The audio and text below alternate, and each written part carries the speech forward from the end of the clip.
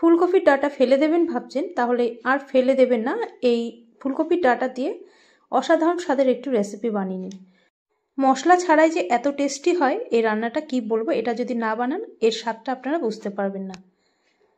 তো এখানে ফুলকপির ডাঁটাগুলোকে একদম পাতলা করে কেটে নিতে হবে। তো আমি এখানে ফুলকপির ডাঁটা পাতলা করে কেটে নিয়ে ধুয়ে রেখেছি। এবার কড়াইতে পরিমাণ মতো জল দিয়ে এবার ফুলকপির ডাঁটাগুলোকে দিয়ে 4 থেকে 5 মিনিট একটু সেদ্ধ করে নিতে হবে। তবে খেয়াল রাখতে হবে খুব যেন বেশি সেদ্ধ না হয়ে যায়। সামান্য লবণ দিয়ে দিলাম। গ্যাসের ফ্লেম হাইতে রেখে ঢাকা দিয়ে এটাকে এখন 4 থেকে 5 মিনিট সেদ্ধ করে নিচ্ছি। প্রায় 5 মিনিট পর ঢাকনা সরিয়ে এবার গ্যাস অফ করে দিলাম। একটু নেড়ে চেড়ে নিয়ে এবার এই ফুলকপির ডাঁটাগুলোকে তুলে নিচ্ছি। এবার এই কড়াইয়ের জলটাকে ফেলে কড়াই ধুয়ে আবারও বসিয়ে দিলাম। দিয়ে দিচ্ছি সর্ষের তেল প্রায় বড় 2 চামচ।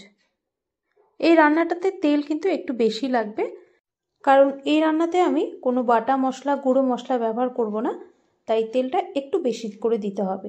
তো কড়াইতে প্রায় বড় 2 চামচের মতো সর্ষের তেল দিয়ে তেলটাকে ভালো মতো গরম করে এবার এর মধ্যে একটা বেগুনের অর্ধেকেরও অর্ধেকটা আমি একটু লম্বা করে কেটে নিয়েছি, তো সেটা দিয়ে দিলাম। আর সামান্য লবণ হলুদ দিয়ে এবার গ্যাসের ফ্লেম হাইতে রেখে বেগুনটাকে একটু লালচে করে ভেজে নেব।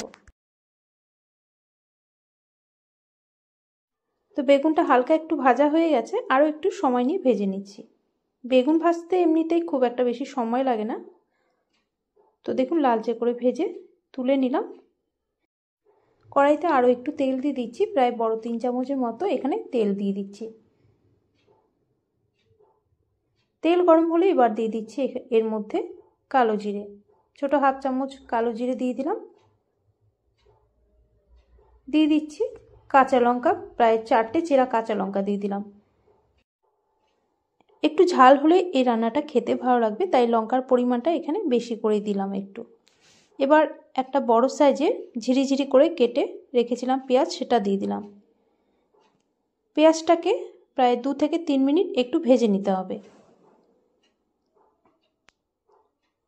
পেঁয়াজের রঙটা যখন একটু চেঞ্জ হয়ে আসবে তারপর এর মধ্যে দিয়ে দেবো আলু। তো এখানে একটা মিডিয়াম সাইজের আলুকে কেটে নিয়েছিলাম। তো আলুটাকেও একটু লম্বা লম্বা করে পাতলা করে কেটে নিতে হবে। সামান্য লবণ দিয়ে আলুটাকেও এখন 2 থেকে 3 মিনিট একটু ভেজে নিচ্ছি।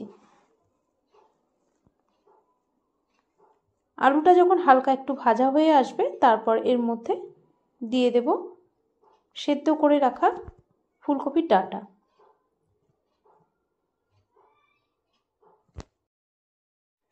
দিয়ে দিচ্ছি স্বাদ অনুযায়ী লবণ, আর দিয়ে দিচ্ছি ছোট হাফ চামচ হলুদ। লবণ হলুদ দিয়ে ভালো করে মিশিয়ে নিচ্ছি সব কিছু। এবার গ্যাসের ফ্লেম একদম লোতে রেখে ঢাকা দিয়ে দিয়ে এটাকে রান্না করে নিতে হবে।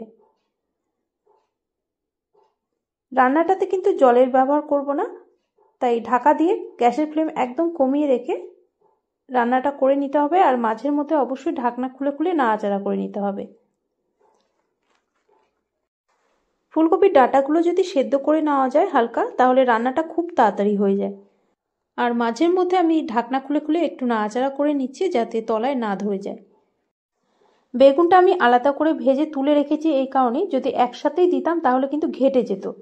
তাই বেগুনটা যখন এগুলো একটু ভাজা ভাজা হয়ে আসবে তারপর সবশেষে বেগুনটা দিয়ে দেব। তো এইভাবে ঢাকনা খুলে খুলে একটু নেড়েচেড়ে নিচ্ছি। প্রায় 4-5 মিনিট সময় নিয়ে আমি রান্নাটা কিন্তু করে নিলাম ঢাকা দিয়ে দিয়ে। তো এখন দেখুন অনেকটাই ভাজা ভাজা হয়ে এসেছে। এবার এর মধ্যে ভাজা বেগুনটা দিয়ে দেব। বেগুন দিয়ে ভালো করে সব কিছুর সাথে মিশিয়ে নিচ্ছি। আর এটা নামানোর আগে সামান্য ধনেপাতা কুচি দিয়ে দেব।